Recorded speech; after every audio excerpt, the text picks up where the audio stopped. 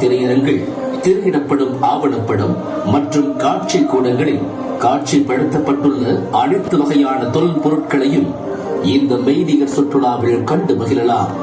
கீழடி நம் தாய்மொழி.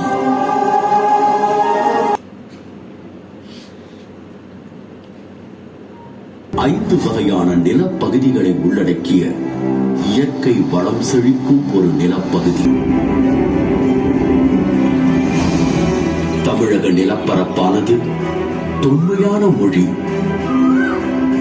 தொடர்ச்சியான எழுத்தறிவு, இலக்கியங்கள், பல்வேறு வகையான கலைகள், பிரமிக்க வைக்கும் நுண்திறன் மிக்க கைவினை தொழில், நெடிய பாரம்பரியத்தையும் வரலாற்றையும் கொண்டிருக்கு. இந்த தமிழக நிலப்பரப்புல மனித குல வரலாற்றோட தொடக்கத்தை பத்தி தெரிஞ்சுக்கணும்னா ஆயிரக்கணக்கான ஆண்டுகளுக்கு முன்னால்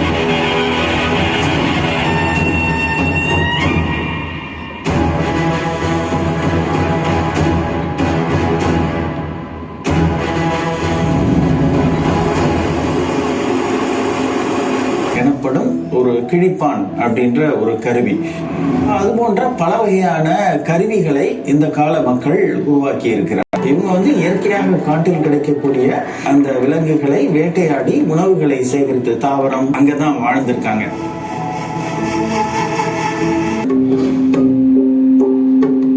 இருக்கிறது முன்கற்காலத்தினுடைய தடை.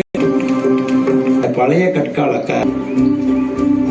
எடுக்கும்போது அதை சேமித்து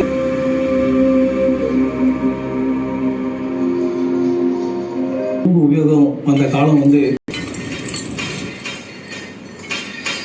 ஏன்னா இரும்பு வந்தது பெருக்கம் அதிகமானதுன்னு சொல்ல கற்பதுக்கை சின்னங்களை உருவாக்கி இருக்கிறார்கள். பகுதிகளை இவர்கள் கட்டுப்படுத்துகிறார்கள். முதலில் அப்படிங்கிற அந்த தொல்லியல் இடங்கள்ல பார்க்கிறோம். உயர்ந்த சமூக நிலையை எட்டியது.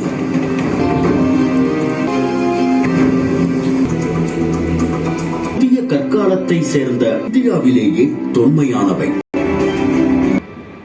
கீழடி. ஒன்றிய அரசு தொல்லியல் துறையால் 3 கட்டங்களில் நடத்தப்பட்ட தொல்லியல் அகர நாகரிகத்திற்கான கூறுகளாக சொல்லப்பட்டறிவு, மேம்பட்ட சமூக வாழ்க்கை போன்ற அனைத்து சான்றுகளும் கீழடியில் வெளிப்பட்டுள்ளன. இந்த காலக்கணிப்பு ஒரு விரிவான கட்டிட பகுதியில் கிடைத்த இடம் கீழடி.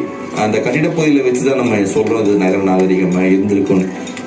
நம்முடைய சங்ககால முறையில் ட்ரெடிஷ்னல் வேல கற்ற நீள் வகையான கட்டிட பகுதிகளாகத்தான் எல்லாமே கட்டிடங்கள்.